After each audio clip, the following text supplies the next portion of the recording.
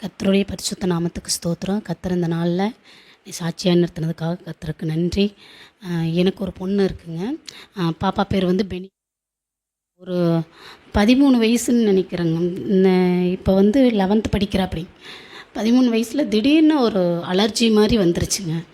வந்ததுக்கப்புறம் நாங்கள் அது சும்மா சின்னதாக டாட்டாக வந்ததுனால நாங்கள் சரி ஏதோ பூச்சி கடிச்சிருக்க மாட்டேக்குன்னு சொல்லி நினச்சிட்டு நாங்கள் கொஞ்சம் இடையில அந்த அலர்ஜி வரும்போது அந்த சின்ன சின்ன டாட்டாக அந்த பொண்ணு வரும்போது நாங்கள் என்ன நினச்சிட்டோம், சரி காய்ச்சலும் இருக்கிறதுனால ஏதோ காய்ச்சலுக்கு சூட்டு கொப்பளம்னு சொல்லி நினச்சிட்டோங்க.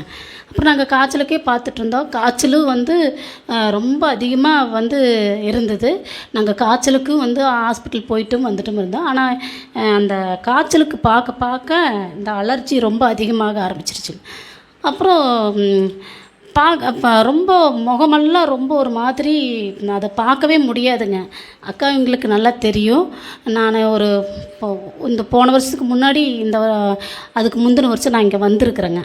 அப்புறம் பாப்பாவை கூட்டிகிட்டு வந்திருக்கிறேன். அப்போ நாங்கள் ஹாஸ்பிட்டல் போகிறோம். அப்புறம் வந்து காய்ச்சல் கொஞ்சம் ஒரு மாதிரி நார்மலாக ஆன மாதிரி ஆயிடுச்சு. அப்புறம் மறுபடியும் வந்து அந்த அலர்ஜி மட்டும் நல்லாகவே இல்லைங்க. அதுக்கப்புறம் நாங்கள் ஹாஸ்பிட்டல் போய் பார்த்தா ஒட்டன்சத்திரம் ஹாஸ்பிட்டலில் வந்து ஒரு டாக்டர் மூலிமா வர சொன்னாங்கன்னு சொல்லிட்டு நாங்கள் போய் பார்த்தோம். அங்கே போய் பார்த்தா டாக்டரு அவங்க சொன்னாங்க, அவங்க பாப்பாவுக்கு வந்து சாதாரணமான அலர்ஜி இல்லைம்மா, இது வந்து எஸ்எல்இன்னு சொல்லிட்டு ஒரு வியாதி, இது வந்து குணப்படுத்த முடியாது, சாகிற வரைக்கும் இதை வந்து மாத்திரை சாப்பிட்டு தான் ஆகணும் அப்படின்னு சொல்லிட்டு, இது வந்து ஒவ்வொரு உறுப்பையும் பாதிக்கும் அப்படின்னு சொல்லிட்டு பாப்பா வந்து கிட்னியில் பிரச்சனை இருக்குதுன்னு சொல்லிட்டாங்க. அப்புறம் எனக்கு ரொம்ப மனசு ரொம்ப வேதனையாச்சு. ஏன்னா எனக்கு வந்து ஒரே ஒரு பொண்ணு. ஆண்டவரே ஏசப்பா, நீங்கள் கொடுத்து இந்த குழந்தைக்கு ஆண்டவரே ஏசப்பா ஸ்தோத்திரம், இந்த வயசில் இந்த மாதிரி ஒரு வியாதி சொல்லிட்டு ரொம்ப மனசு ரொம்ப வேதனையாக இருந்துச்சு. அந்த டைமில் ஒரு அக்கா மூலிமா வந்து எங்கள் அக்காக்கிட்ட கூட்டிகிட்டு வந்தேங்க. அப்புறம் அக்காக்கிட்ட கூட்டிகிட்டு வந்ததுக்கப்புறம் இந்த மாதிரி ஒரு பயங்கரமான ஒரு பிரச்சனை, ஒரு பயங்கரமான ஆவின் போராட்டம் அப்படின்னு சொல்லிட்டு அக்கா வந்து அந்த கட்டு எல்லாத்தையும் உடச்சி ஜெபம் பண்ணாங்க. ஜெபம் பண்ணதுக்கப்புறம் நாங்கள் மறுபடியும் போய் நாங்கள் ட்ரீட்மெண்ட் எடுத்ததுக்கப்புறம் பார்த்தா நான் வந்து பாப்பாவை வந்து நான் அதுக்கப்புறம் வந்து ஞானஸ்தானத்துக்கு ஒப்பு கொடுத்துட்டேன். ஏன்னா பாப்பாவுடைய முகத்தை பார்க்கவே முடியல, அவ்வளோ ஒரு இதாக இருந்துச்சுங்க. இங்கே இருக்கிறவங்க பாப்பாவங்களுக்கெல்லாம் தெரியும். அப்புறம் நான் ஆண்டவரே, என் குழந்தை வயசு பிள்ளையாக இருக்குது, இந்த டைமில் இந்த முகமெல்லாம் இப்படி இருக்குது அப்படின்னு சொல்லிட்டு ரொம்ப மனசு வேதனையாக இருக்குது. அப்புறம் ஹாஸ்பிட்டலில் கொடுக்குற அந்த மாத்திரைகளை சாப்பிட குழந்தைக்கு வந்து அந்த உடம்பு 45 கிலோ வெயிட் வந்து ரொம்ப அதிகமாக இருந்த மாதிரி இருந்துச்சுங்க. பீரியட்ஸ் நின்று போச்சு. குழந்தைய வந்து பார்க்கவே முடியல ரொம்ப. அப்புறம் ஸ்கூல் போகும்போது எல்லோரும் வந்து அம்மா என்னை எல்லோரும் ஒரு மாதிரி பார்க்குறாங்க அப்படின்னு சொல்லிட்டு பாப்பா வந்து டெய்லியும் வந்து அழுகுங்க.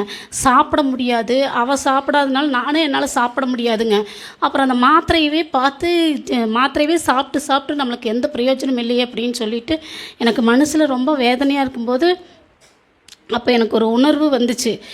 இதை வந்து நம்ம ஆண்டவரே ஏசப்பா, நீங்கள் ஞானஸ்தானம் நான் பாப்பாவுக்கு நான் ஒப்பு கொடுத்துட்டேன். எனக்கு மருந்து மாத்திரைகளை சாப்பிட்டு எந்த ஒரு ரிசல்ட்டும் இல்லையே, அதனால் நான் இந்த மருந்து மாத்திரைகளை நான் வந்து எடுக்கவே மாட்டேன் அப்படின்னு சொல்லிவிட்டு அந்த மருந்து மாத்திரைகளை வந்து நான் இனிமேல் எடுக்கக்கூடாது அப்படின்னு சொல்லி நான் திருவிருந்தை மட்டும்தான் நம்புவேன் அப்படின்னு ஆண்டவருடைய திருவிருந்தை நம்பி நான் வந்து பாப்பாவுக்கு அந்த மருந்து மாத்திரைகளையெல்லாம் நிறுத்திட்டு அடிக்கடி அக்கா கிட்ட கூப்பிட்டு நான் ஜெபம் பண்ணுவேங்க. இங்கே கூட்டிகிட்டு வந்துட்டு ஒரு 4-5 வாரமாக கூட்டிகிட்டு வந்தேங்க.